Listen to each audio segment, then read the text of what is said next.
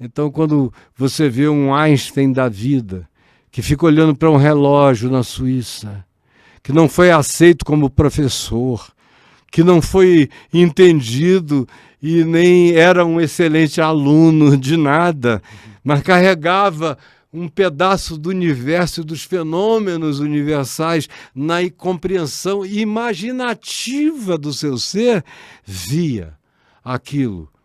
Aí se imaginou cavalgando um feixe de luz. Aí, a partir da imaginação, ele foi concebendo um monte de coisas a ponto de que tem declarações maravilhosas dele que diz: às vezes eu passava horas e horas e horas e horas tentando entender um fenômeno. E eu cansava e desistia, ia embora zangado. Aí na volta eu caía num buraco, ou tropeçava numa pedra, ou tinha que pular uma vala. Aí, totalmente absorto do que era o problema físico anterior, eu dava o salto, aí de repente eu era pensado pela solução. Aí eu passei a minha vida inteira dizendo que isso era a revelação de Deus.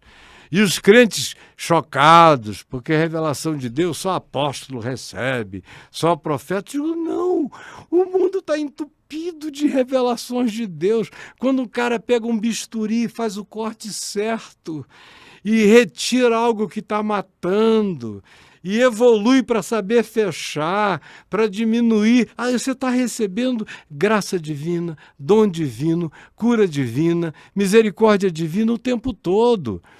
E tudo isso que existe pode ter uma destinação de luz em favor da vida ou pode ser criado para fazer o mal, como tantos outros já fizeram.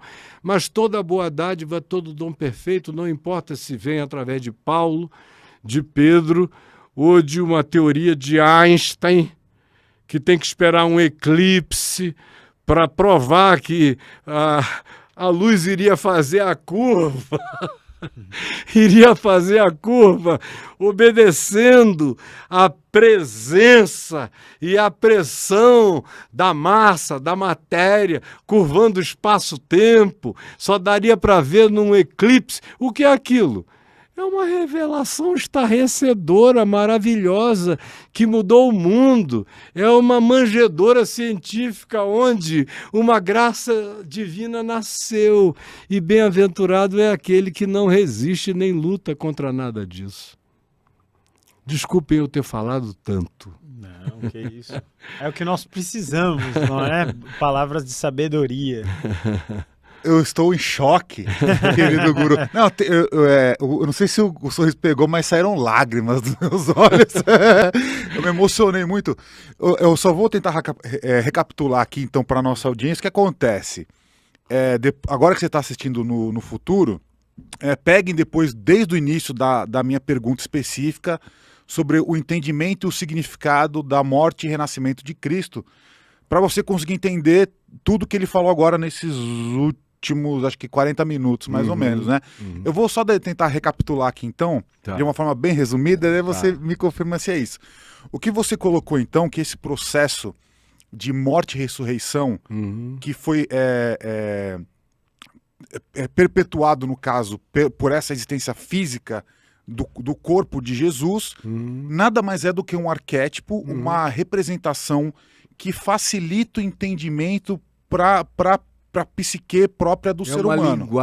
Uma linguagem que foi usada para facilitar e que, na verdade, é um reflexo, digamos, uma reverberação, um eco da própria criação e de tudo que existe do universo. Você encontra isso numa semente que morre e dá fruto. Você encontra isso no fato de que o próprio universo já teve o seu maior esplendor, mas daqui a algum tempo ele vai se tornar frio, gelado e vai morrer. Outras coisas vão aparecer.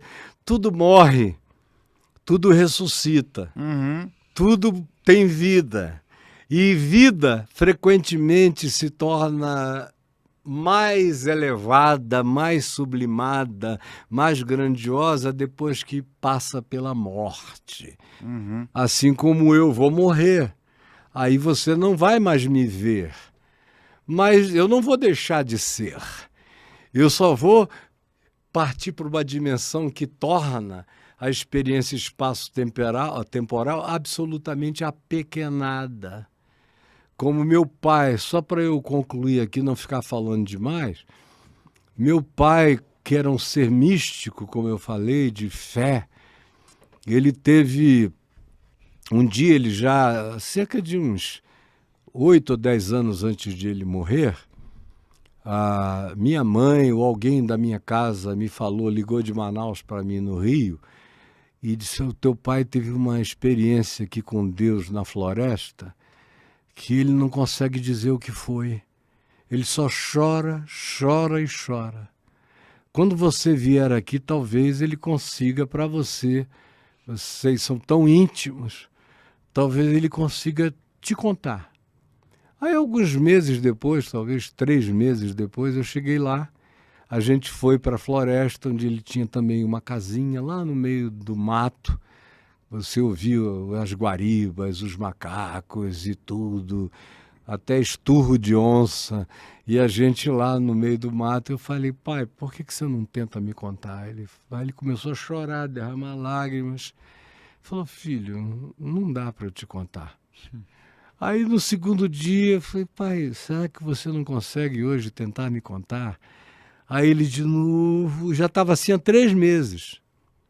Não é que lhe faltasse intimidade com a minha mãe, nem com as minhas irmãs. Ele tinha uma determinada amizade diferente, de certa forma, comigo, por causa das identificações naturais que surgiram entre nós. E espirituais também. E aí, no 3º dia, eu outra vez, pai, você não quer tentar? Ele falou, daqui a pouco, deixa eu ver mais tarde. Aí ele passou o dia lá tentando e se preparar para me contar. Quando chegou a hora, tinha lá uma fogueira acesa no meio do mato e aquela luz de fogueira bonita. E eu falei, e aí, paizinho, você consegue me dizer? Aí ele falou, meu filho, sabe o apóstolo Paulo? Aquela experiência que ele narra em 2 Coríntios, no capítulo 12, aí eu falei que ele foi arrebatado ao 3º céu. Aí ele falou, é. Eu falei, o que tem? Ele disse, aconteceu comigo, sozinho aqui. Eu pedi para ninguém ficar aqui, eu fiquei só. E aí eu estava cheio de alegria espiritual, com meu coração me regozijando na minha vocação eterna para ser herdeiro da natureza divina, cheio de alegria, quando de repente eu fui. Aí eu falei, e aí? Aí ele falou, e aí que o nosso irmão Paulo estava errado. Aí eu falei, como assim, pai?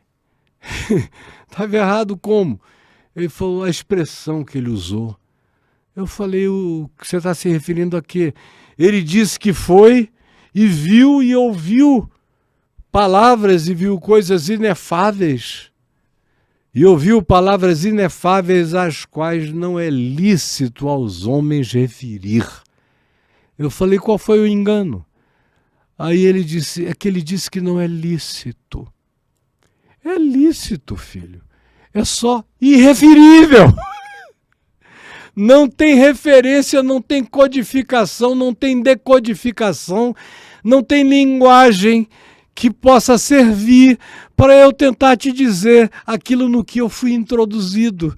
O que eu ouvi e o que eu vi estão para além das decodificações linguísticas e para além das descrições de qualquer que seja o fenômeno que a minha mente possa compreender, para igualar, para parabolizar, para metaforizar. Qualquer coisa que eu faça é como jogar lama no brilho eterno, é como apequenar absolutamente de modo medíocre e ridículo aquilo que está para além de toda descrição.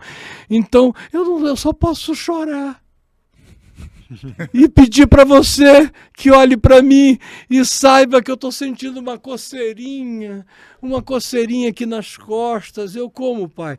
Eu acho que tem uma asinha crescendo aqui. Eu tô para voar. Vai chegar um dia que eu vou, meu filho, e eu vou entrar nessa coisa maravilhosa que tudo quanto eu pude conceber antes era besteira, opaca, sem sentido, perto daquilo que eu vi para além de toda compreensão e descrição. E aí Paulo tinha razão quando ele disse que o que olhos nunca viram, o que ouvidos nunca ouviram e o que nunca subiu ao coração de homem nenhum é aquilo que Deus tem reservado para aqueles que o amam. Eu sei que você é dele. Eu só quero que você viva com essa alegria que já me possui hoje, de saber que nós somos herdeiros do absolutamente indizível, do inefável absoluto, do que está para além de toda descrição e de toda compreensão.